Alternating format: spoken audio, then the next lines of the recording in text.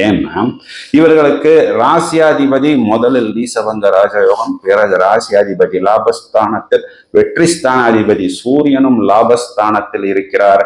இதையும் தவிர இவர்களுக்கு 7ஆம் இடம், 5ஆம் இடம், 9ஆம் இடத்துக்கு குரு பார்வை வந்து விடுகிறது.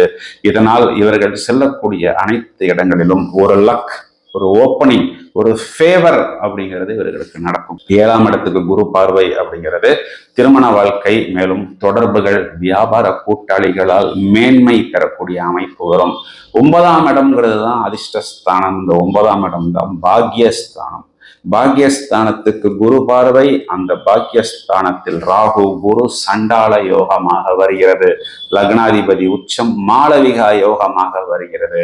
இந்த அனைத்து விஷயங்களுமே மிதுன ராசிக்கு ஒரு ஃபெதர் ஆன் த கேப்பாகத்தான் இருக்கிறது. இதுவரை ரொம்பவும் தடுமாறிய, தப்பு கணக்கு போட்ட, நிறைய கடன் வாங்கிய, வட்டி கட்ட முடியாமல் சிக்கி ஒரு விதத்தில் நிறைய பிரச்சனைகளை சந்தித்துக் கொண்டிருந்த மிதுன ராசிக்காரர்கள் இனி படிப்படியாக மேன்மை பெறக்கூடிய காலகட்டமாக இருக்கிறது.